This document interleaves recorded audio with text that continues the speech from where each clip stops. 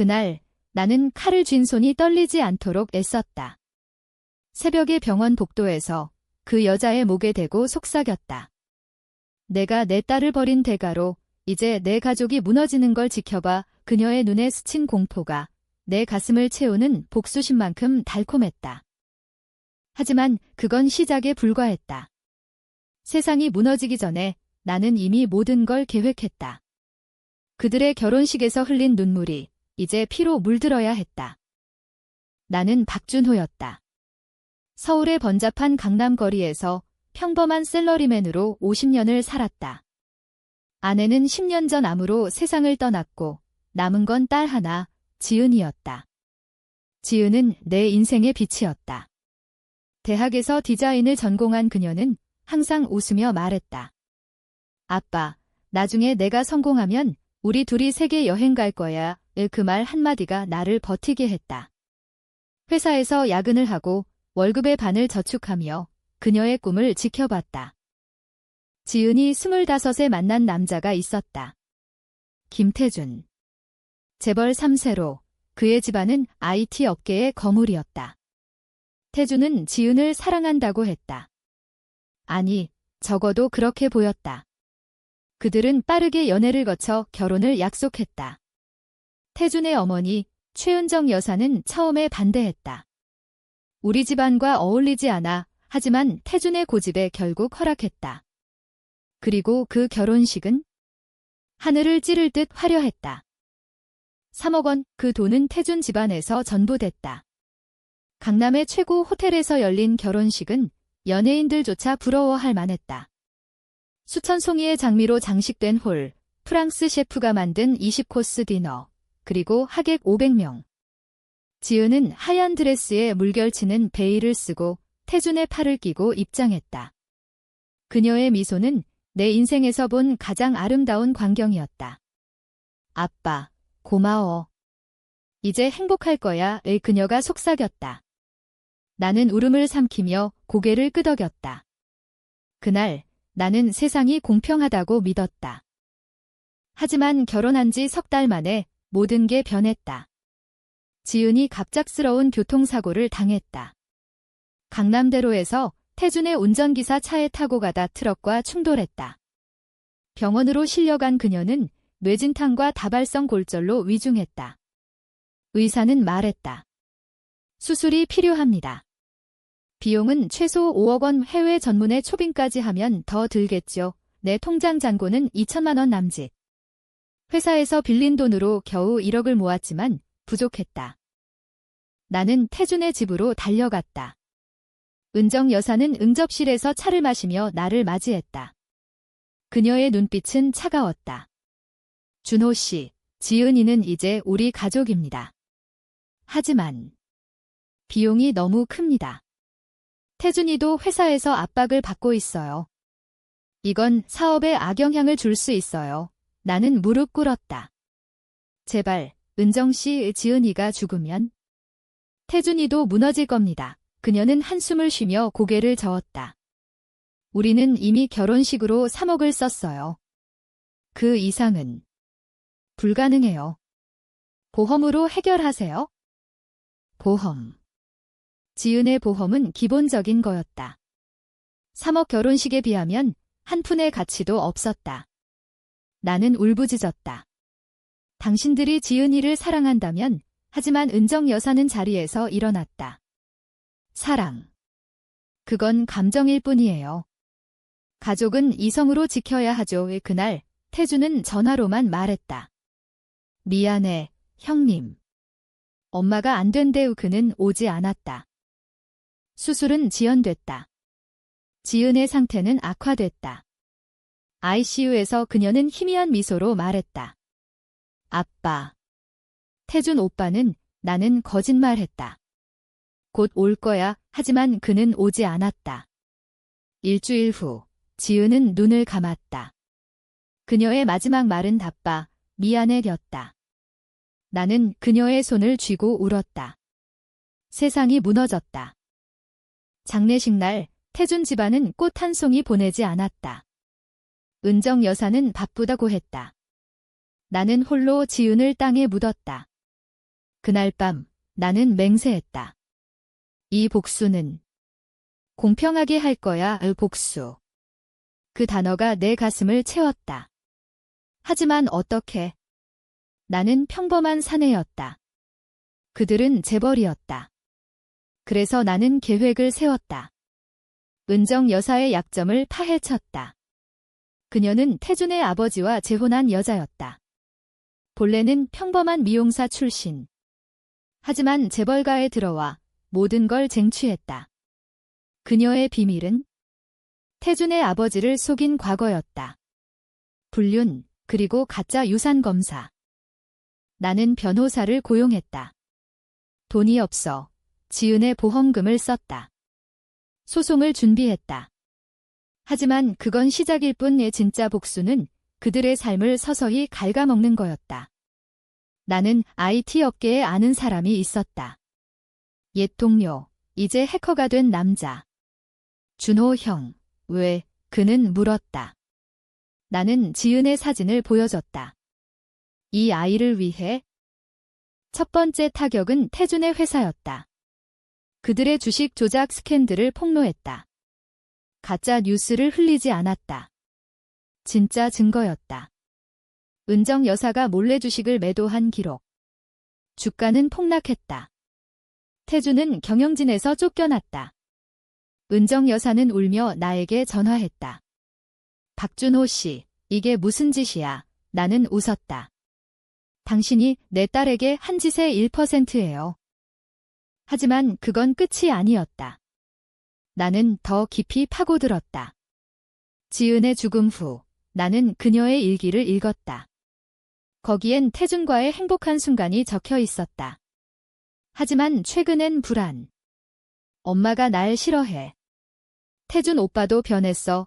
그 불안이 내 분노를 키웠다. 나는 태준을 만났다. 카페에서. 그는 초췌했다. 형님, 미안해요.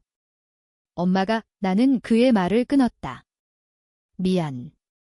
그게 내가 할 말인가? 그는 울었다. 지은이를 사랑했어요. 하지만 나는 칼을 빼들지 않았다. 아직은. 내 사랑은 3억짜리 결혼식으로 끝났나 보다. 그날부터 나는 밤을 새웠다. 복수의 계획을 세웠다. 은정 여사의 재정 흐름을 추적했다. 그녀는 비자금으로 해외 계좌를 만들었다. 나는 그걸 털어냈다. 해커 동료의 도움으로. 돈은 지은의 이름으로 기부됐다. 암 환자 치료 기금에. 은정 여사는 파산 직전이었다. 그녀의 사치스러운 삶이 무너지기 시작했다. 한 달 후, 태준이 다시 연락했다.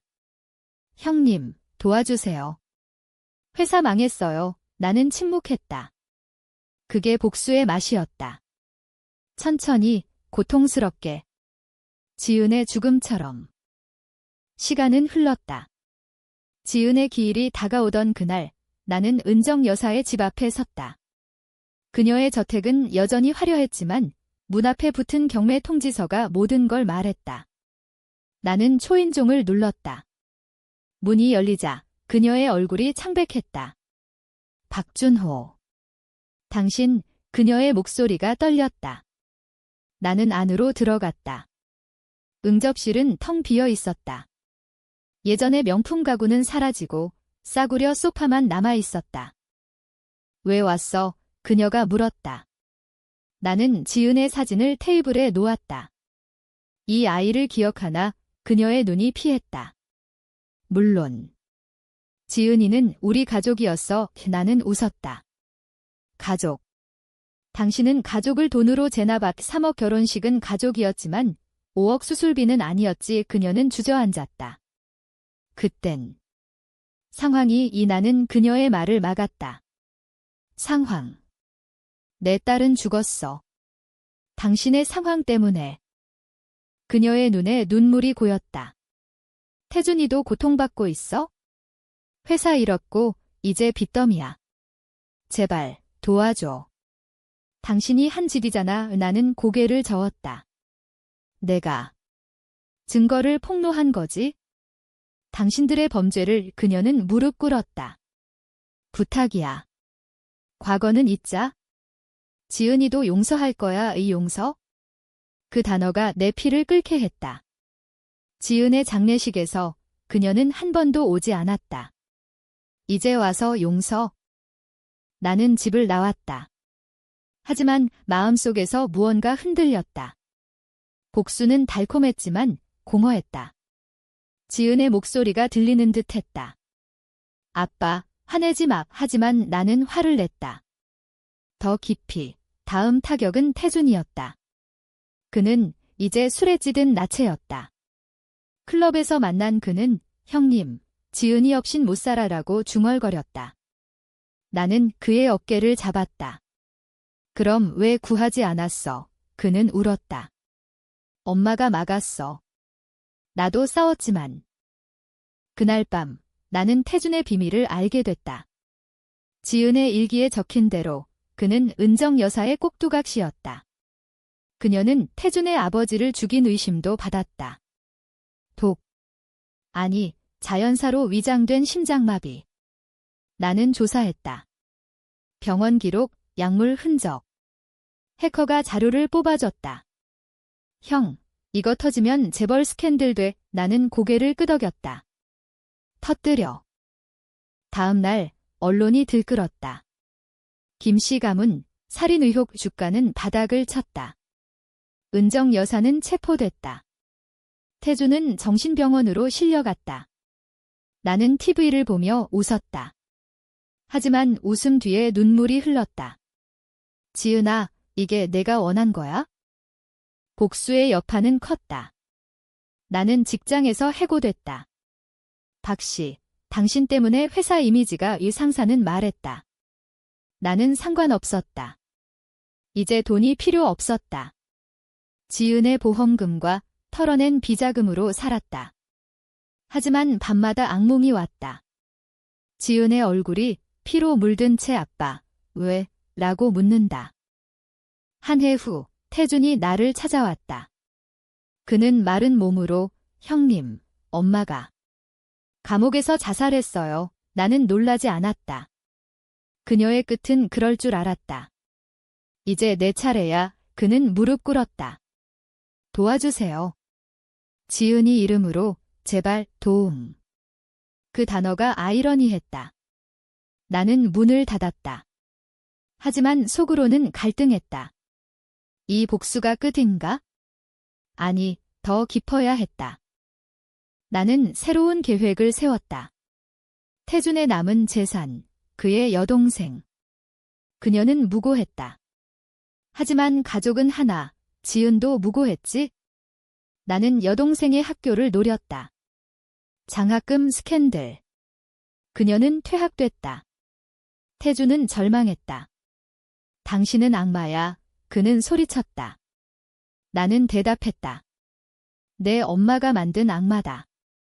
복수는 중독됐다. 나는 더 이상 준호가 아니었다. 지은의 그림자가 됐다. 서울의 밤거리를 걸으며 나는 생각했다. 이 끝은 어디인가? 세 번째 해 나는 은둔자가 됐다. 지은의 묘비 앞에서 사는 작은 원룸에서 그녀의 사진을 보며 하루를 보냈다. 뉴스에선 김씨 가문의 몰락이 계속됐다. 태준은 파산 신청을 했고 그의 여동생은 해외로 도망쳤다. 하지만 그들은 포기하지 않았다. 어느 비 오는 날 태준의 전화가 왔다. 형님, 마지막 부탁이에요. 만나요.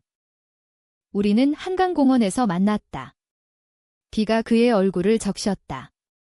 지은이의 유골. 돌려주세요. 그는 말했다. 유골. 지은의 유골은 내 곁에 있었다. 하지만 그는 알았다. 엄마가 장례식 때 유골을 바꿨어요. 가짜로 충격이었다. 은정 여사가 지은의 유골을 훔쳐 자신의 비밀을 숨기기 위해? 조사 결과 맞았다. 그녀는 지은의 몸에서 약물 흔적을 지우기 위해 유골을 교체했다. 내 딸의 진짜 유골은 그녀의 지하실에 묻혀 있었다. 나는 분노로 떨렸다. 왜? 태주는 고개를 숙였다. 엄마의 사업 비밀. 지은이가 알았어요. 사고 직전 지은이? 그녀가 은정의 비리를 알았단 말인가? 복수의 불길이 다시 타올랐다. 나는 지하실을 털었다. 경찰에 신고하지 않았다. 직접. 해커의 도움으로 CCTV를 해킹해 들어갔다. 지은의 유골함을 찾았다. 그것은 부서진 상태였다. 약물병이 곁에 있었다. 그날 나는 태준을 데리고 갔다. 내 엄마가 내 딸을 죽였어. 그는 부정했다. 아니야.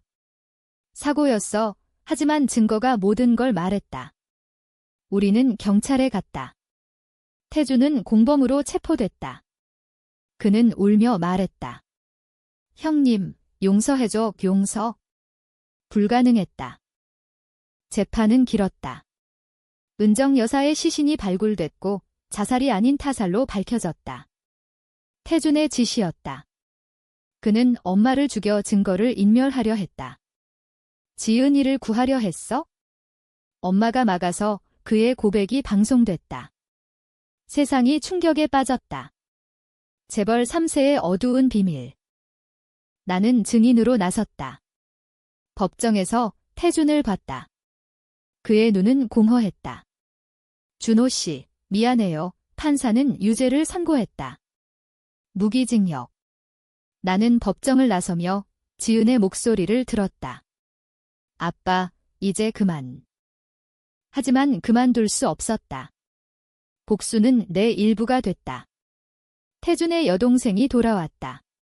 그녀는 임신 중이었다. 삼촌, 도와주세요. 오빠가 그녀의 배를 보며 나는 멈칫했다. 무고한 생명. 지은처럼. 나는 돈을 줬다. 가라. 이 집안을 떠나 이 그녀는 울며 떠났다. 하지만 그건 자비가 아니었다. 태준의 혈통을 끊는 거였다. 밤에 나는 지은의 묘를 방문했다. 딸아, 아빠가 잘못했나? 바람이 대답했다. 아니, 복수는 계속됐다. 김씨 가문의 마지막 자산, 태준의 사촌. 그는 정치인이었다. 그를 무너뜨렸다. 뇌물 스캔들. 그는 자살했다. 세상이 나를 복수의 유령이라고 불렀다. 나는 웃었다. 그래, 그게 나였다. 하지만 피로가 왔다. 몸이 약해졌다. 의사는 말했다.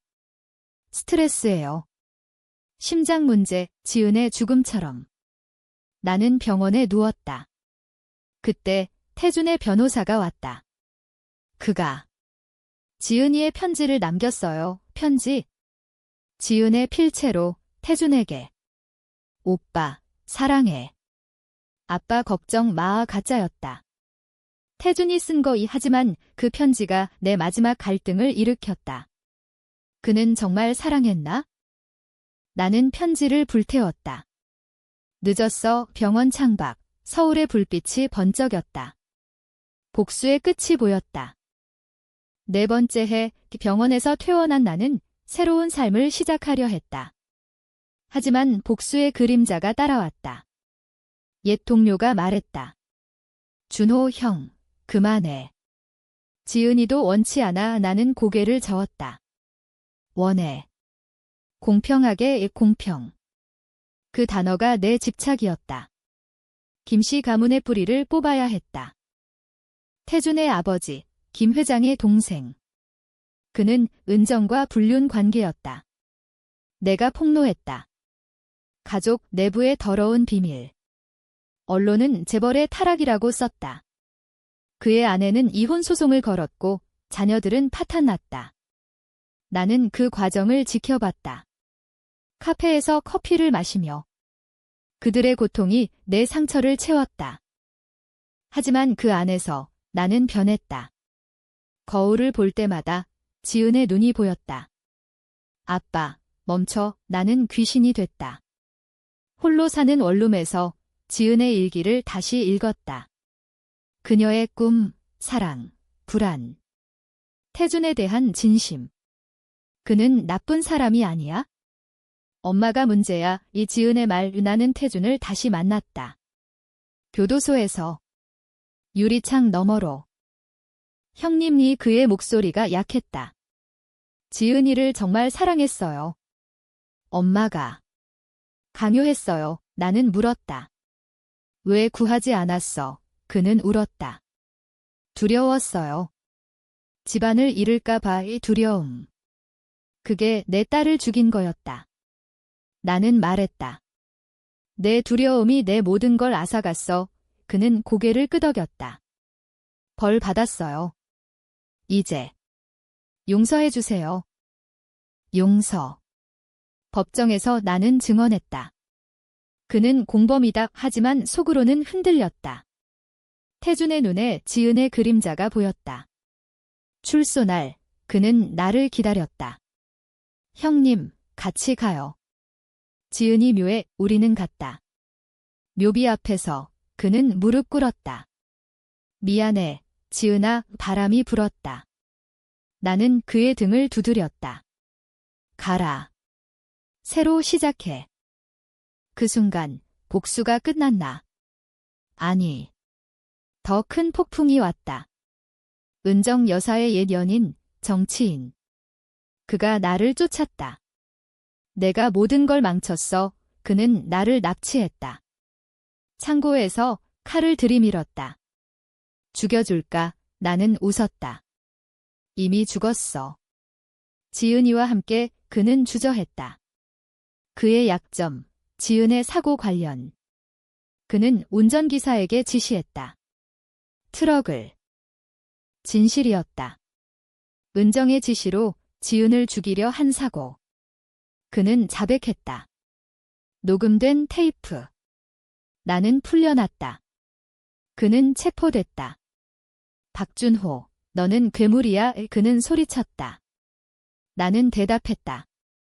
내가 만든 괴물. 이제 김씨 가문은 사라졌다. 마지막 후계자, 태준의 사촌의 아들. 10대 소년. 나는 그를 건드리지 않았다. 여기서 끝. 지은의 목소리가 들렸다. 나는 은퇴했다. 작은 마을로 내려갔다. 바다를 보며 살았다. 하지만 밤에 후회가 왔다. 복수는 승리인가? 지은이 돌아오나? 어느 날 태준이 찾아왔다. 그는 결혼했다. 새로운 삶이에요. 지은이의 몫으로 그의 아내는 임신 중이었다. 이름은 지은으로 지을게요. 나는 눈물을 흘렸다. 잘 살아. 그는 떠났다. 나는 홀로 남았다. 복수의 끝, 공허의 시작. 5번째 해, 마을의 작은 집에서 나는 낚시를 했다. 바다의 소리가 지은의 웃음소리처럼 들렸다. 하지만 뉴스가 왔다. 태준의 아내가 사산했다. 지은이라는 이름의 아이, 그는 무너졌다. 전화로 울었다. 형님, 왜? 당신 저주인가? 나는 부정했다. 아니. 운명이야. 하지만 속으로는 죄책감이 피었다. 내 복수가 그를 파괴한 건가? 나는 서울로 올라갔다. 태준을 만났다. 병원 복도에서. 그는 초췌했다. 아기. 지은이처럼 나는 그의 손을 잡았다. 미안해. 처음으로 그 말을 했다. 그는 놀랐다. 형님, 우리는 이야기했다. 모든 걸, 지은의 사랑, 배신, 죽음. 나는 후회해요. 당신처럼. 그는 말했다. 그날 우리는 화해했다. 아니, 적어도 이해했다. 복수는 끝났지만 상처는 남았다. 태준은 제기했다. 작은 회사에서. 지은이의 꿈, 디자인 스튜디오. 그는 말했다. 나는 도왔다. 내 저축으로. 이건 빚 갚기야. 그는 웃었다. 오랜만에 본 미소. 하지만 운명은 잔인했다. 내 병이 재발했다. 신부전. 의사는 말했다. 시간이 없어요. 나는 지은의 묘로 갔다. 따라 아빠 갈개에 태준이 왔다. 형님, 치료받아요. 나는 거부했다. 이미 늦었어. 마지막 날, 병실에 태준과 그의 새 여자가 있었다. 형님, 감사해요. 당신 덕에 살았어요. 나는 미소 지었다. 지은이가 용서했어. 눈을 감기 전 나는 봤다. 지은의 손, 나를 데리러. 복수는 공평했다. 하지만 사랑이 더 컸다. 6번째 핵, 아니, 내 마지막. 병실 창밖, 서울의 눈이 내렸다. 지은의 장례식 날처럼. 태준이 곁에 있었다. 형님, 이야기할 게 있어요. 그는 편지를 꺼냈다. 진짜 지은의 편지. 사고 전, 태준 오빠, 아빠를 잘 부탁해. 그는 나 하나로 산 사람이야. 나는 울었다. 왜 이제야? 그는 말했다. 두려웠어요. 당신의 복수를. 우리는 웃었다. 눈물 속에. 이제 가족이야. 그는 말했다. 그의 새아내가 아이를 안고 왔다. 이름은 준호예요. 내 이름. 나는 손을 뻗었다. 고마워. 죽음 직전 나는 봤다. 결혼식에 지은 미소 짓는 아빠와 나는 갔다. 복수의 끝, 용서의 시작. 세상은 공평했다. 고통만큼 사랑도. 에필로그, 태준은 스튜디오를 키웠다. 지은의 이름으로. 그는 매년 묘를 방문했다. 형님, 지은이, 감사해요. 바람이 속삭였다. 공평하게.